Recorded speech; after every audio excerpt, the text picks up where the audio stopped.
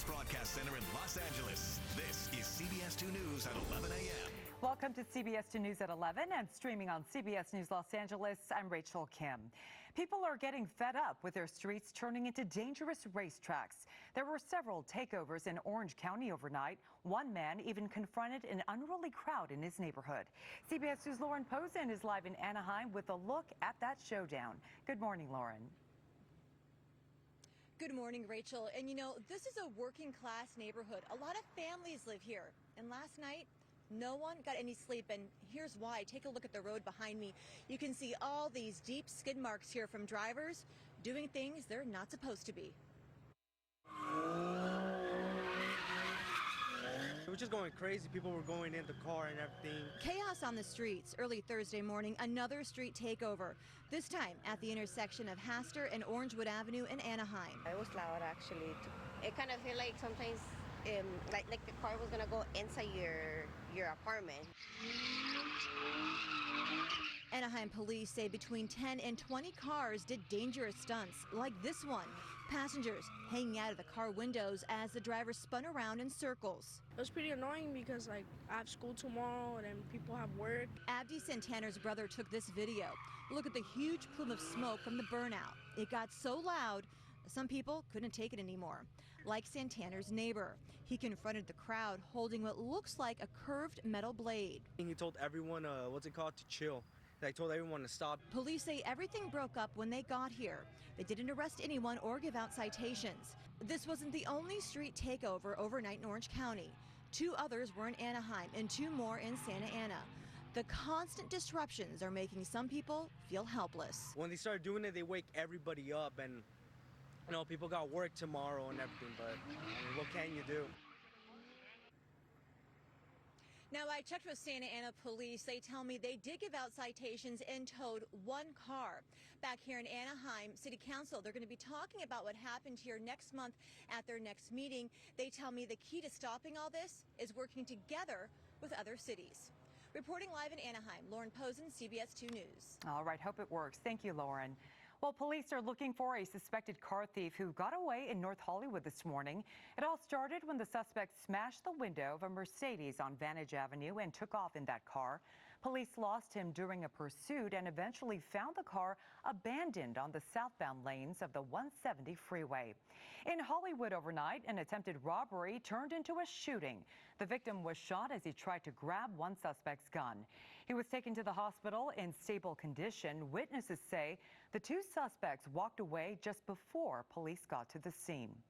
Crime in Hollywood has been front and center this year. Earlier this month, LA City Council approved more funding for increased police patrols in the area. According to Council member Mitch O'Farrell, there's been a 75% increase in homicides in Hollywood this year compared to last, and a sharp spike in robberies. Are you ready to put gas-powered cars in the past? Well, a major vote today could turn the Golden State electric. CBS News' Cara Finstrom is live in Valley Village with more on the bold plan to fight climate change. Good morning, Cara. Good morning, Rachel. Right now, public hearing still underway with the board listening to many folks. But their hope is that in the future, most folks will be heading to filling stations like this one and putting electricity into their cars instead of gas. Californians have long had a love affair with their cars. The question now, will that feeling become electric? This is a historic moment for California, for our partner states, and for the world as we set forth this path towards a zero-emission future. State regulators are expected to approve a revolutionary plan that would ban the sale of new gas-powered vehicles by 2035. Under it, the goals would be phased in over 13 years. For example, 35% of new vehicles sold in California would need to be powered by batteries or hydrogen by 2026.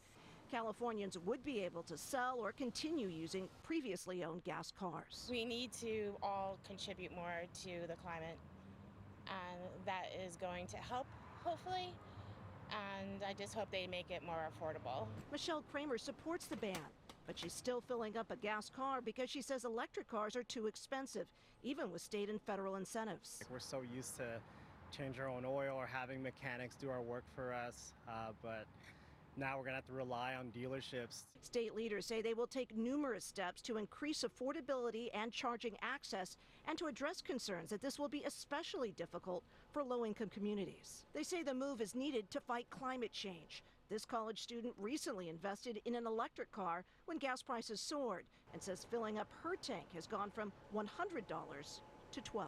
I feel like if we can control it by something as simple as a car you drive, I feel like it's a good idea. And in the public hearing right now, lots of discussion about logistics.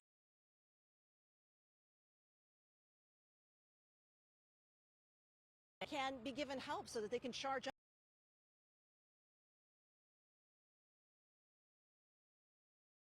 They do give their, which will need to sign off on a waiver. A lot of good information. Cara Finstrom, thank you so much. Making transportation electric is one of the topics House Speaker Nancy Pelosi is discussing during a visit today. Right now, she's touring the LA Clean Tech Incubator with Congressman Jimmy Gomez. They're also talking about inflation and how many here in SoCal are struggling just to make ends meet. One day after the president revealed his student loan relief plan, reaction is split mostly along party lines. CBS 2's Skylar Henry has an update on what the plan could mean for the economy.